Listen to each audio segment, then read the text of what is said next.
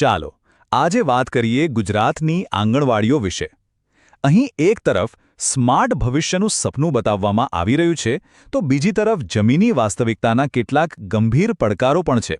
આજે આપણે આ બંને પાસાઓને ઊંડાણપૂર્વક સમજીશું. તો મૂળ સવાલ એ છે કે શું આ ખરેખર એક સ્માર્ટ ક્રાંતિ છે કે પછી આ એ હજારો કાર્યકરોની સંઘર્ષની વાર્તા છે જેમના ખભા પર આ આખી સિસ્ટમનો ભાર છે. ચાલો આ બંને દૃષ્ટિકોણને સમજવાનો પ્રયત્ન કરીએ. તો સૌથી પહેલા શરૂઆત કરીએ સરકારની આ ભવ્ય યોજનાથી. આ સ્માર્ટ આંગણવાડી સિસ્ટમ પાછળનું વિઝન શું છે અને કેટલું મોટું રોકાણ થઈ રહ્યું છે? જરા આ આંકડા પર નજર નાખો. આ રકમ છે મહિલા અને બાળ વિકાસ વિભાગના બજેટની. આ દર્શાવે છે કે સરકાર આ ક્ષેત્રમાં કેટલું ગંભીરતાથી રોકાણ કરી રહી છે, એક મોટા પરિવર્તનની આશા સાથે. હવે રસપ્રદ વાત એ છે કે આ નવી યોજનાને ભૂતકાળની સિસ્ટમથી એકદમ અલગ રીતે રજૂ કરવામાં આવી રહી છે. સરકારનો દાવો છે કે ટેકનોલોજીનો ઉપયોગથી હવે બધું જ પારદર્શક અને રિયલ ટાઈમ થઈ ગયું છે. અને આ પરિવર્તન આવી રહ્યું છે આ બધા સાધનોથી. કાર્યકરોના હાથમાં સ્માર્ટફોન, પોષણ ટ્રેકર એપ, આર્ટિફિશિયલ ઇન્ટેલિજન્સથી ચાલતી હાજરી સિસ્ટમ અને બાળકોના ભણતર માટે સ્માર્ટ ટીવી. આ બધાનો હેતુ એક આધુનિક અને કાર્યક્ષમ સિસ્ટમ બનાવવાનો છે. અને સરકારના દાવા મુજબ આ બધાના પરિણામો પણ દેખાઈ રહ્યા છે. આંકડા બતાવે છે કે કુપોષણનો દર 39.7%થી ઘટીને માત્ર 11.4% પર આવી ગયો છે. આ એક ખૂબ મોટો સુધારો કહી શકાય. પણ જે દેખાય છે એ વાર્તાનો માત્ર એક જ ભાગ છે. સિક્કાની બીજી બાજુ એક અલગ જ વાસ્તવિકતા રજૂ કરે છે. ચાલો હવે આપણે એ લોકોની વાત કરીએ જેમના પર આખી સિસ્ટમ ટકેલી છે. આંગણવાડી કાર્યકરો માટે આ સ્માર્ટ સિસ્ટમનો અનુભવ કેવો રહ્યો છે? તો અહીં સૌથી મોટો મુદ્દો એ છે કે આટલા મોટા બજેટ અને ટેકનોલોજીકલ અપગ્રેડ છતાં કાર્યકરો આંદોલન કરી રહ્યા છે અને એમની મુખ્ય માંગ છે પગાર વધારો.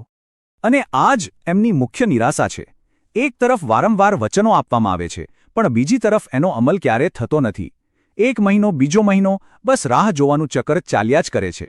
અને નવાઈની વાત એ છે કે સિસ્ટમ જેમ જેમ સ્માર્ટ બની રહી છે તેમ તેમ કાર્યકરો પર કામનો બોજ વધી રહ્યો છે. ઓનલાઈન કામને કારણે કામના કલાકો વધી ગયા છે અને એમને સરકારી કામ માટે પોતાનો ફોન અને પોતાના પૈસા વાપરવા પડી રહ્યા છે. હવે ટેકનોલોજીથી હટીને જમીની વાસ્તવિકતા પર આવીએ. ચલો વાત કરીએ આંગણવાડીની ઇમારતોની, જ્યાં આ બધું કામ થાય છે. આ ચાર્ટ માળખાકીય પડકારને ખૂબ જ સ્પષ્ટ રીતે બતાવે છે.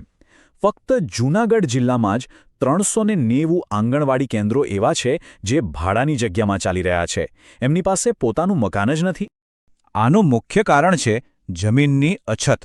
ખાસ કરીને શહેરી વિસ્તારોમાં જમીન મળવી મુશ્કેલ છે, જેના કારણે એકલા નગરપાલિકા વિસ્તારોમાં જ 137 કેન્દ્રો બનાવી શકાતા નથી. જોકે એવું નથી કે સરકાર કંઈ નથી કરી રહી. આ દિશામાં પ્રયાસો ચાલુ છે.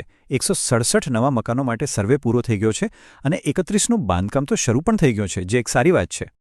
પણ ચાલો આપણે પાછા ફરીએ એ સૌથી મોટા અને વણઉકેલાયેલા સવાલ પર. આંગણવાડી કાર્યકરોના પગાર વધારાનું શું થયું? યાદ રાખવા જેવી વાત એ છે કે આ વચનો કોઈ નાની જગ્યાએથી નથી આવ્યા. હાઈકોર્ટમાં નિવેદન અપાયું છે, બજેટ સત્ર દરમિયાન જાહેરાતો થઈ છે. પણ વાસ્તવિકતા આ છે. ઉચ્ચ સ્તરેથી વચનો મળ્યા છતાં સરકારી વેબસાઇટ પર આ વિશે કોઈ સત્તાવાર માહિતી, કોઈ પરિપત્ર કે કોઈ અપડેટ નથી. બધું જ હવામાં છે. તો અંતે સવાલ એ જ રહે છે. એક તરફ સ્માર્ટ ગુજરાતનું વિઝન અને કરોડોનું બજેટ છે, અને બીજી તરફ પોતાના હક માટે સંઘર્ષ કરતા કાર્યકરો. આ વિશાળ બજેટ અને સ્માર્ટ દ્રષ્ટિની વચ્ચે આંગણવાડી કાર્યકરોને એમનો હક, એમનો પગાર વધારો આખરે ક્યારે મળશે, આનો જવાબ તો સમય જ આપશે.